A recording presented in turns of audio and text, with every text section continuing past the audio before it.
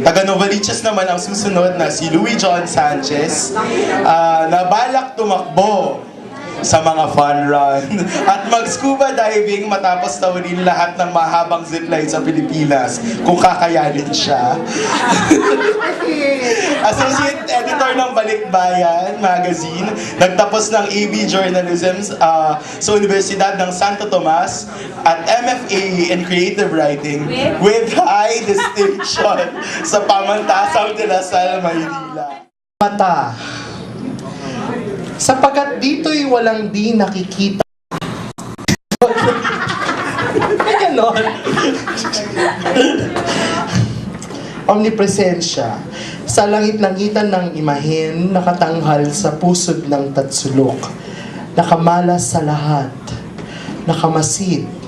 Kaya't walang nakatatakas sa tagpo, walang lumilipas na kasaysayan, walang anumang pagsilang o kumatayan ang di nababatid o nasasaksihan, hanggang biglang kumurap, doon naganap.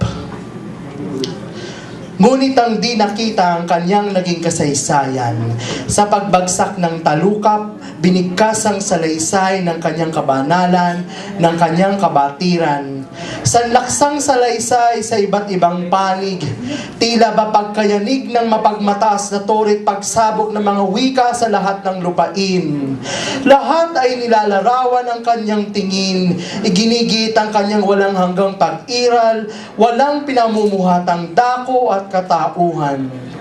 Sapagkat kapara siya ng ating katauhan, nag-umpli sa kanya ang unang mag-asawa. Natuklasan nila ang laswa ng kanilang kahugdan. Pinitas ang isang bunga mula sa bawal na puno ng buhay at karunungan. At ginawaran pa niya sila ng kakayahang makapamili. Hindi ba niya nakita ang mga susunod na sandali? Ang pananangis ng kerubin, ang sumisiklab na tabak, tila hindi niya man lamang nasa ligimsiman dahil kumurap, naakit sa hubok, may balat ang alindog.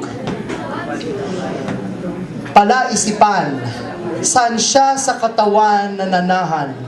Sikaping salatin ang buong alindog at matatagpuan ang nakapikit sa pagitan ng dalawang mata.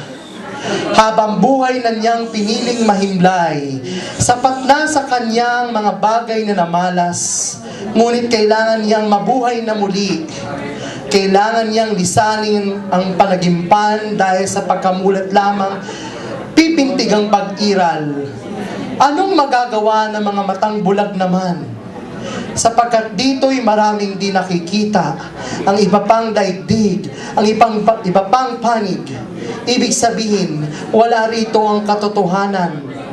Kaya marahil sinasabing mailapang katotohanan.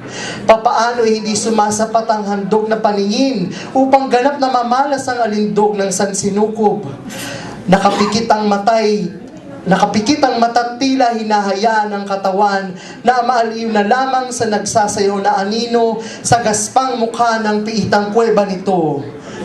Kailangang mamulat. Kailangang babain ng katawan ng kaibuturan ng lupa. Kailangang mahagilap ang birtod ng alindog. Wala sa kanyang katawan. Kailangan niyang balikan ang mga naitalang kasaysayan. Kailangan niyang halugugin ang kosmos. Kailangan niyang sagutin ang palaisipan. Dadaan ang maraming siglong kalagad ng kanyang larawan. Iba-iba ang pangalan. Iba-iba rin ang dalang sindak. Ngunit igigit ang kanyang kabanalan, kabatiran. Magtitipon sa madilim na bulwagan ng mga nakaabitong kabalyero. May kip-kip na lihim. Nililigid nila ang altar ng mata. Lumuluhod, nagbibigay pugay. Sa akmang oras, unti-unting sasalatin ng sinag ng araw, walang simboryo ang sahig. Inilalantad ang mga katagang makinang na nakakintal. Alwi certis novus ordo secolorum.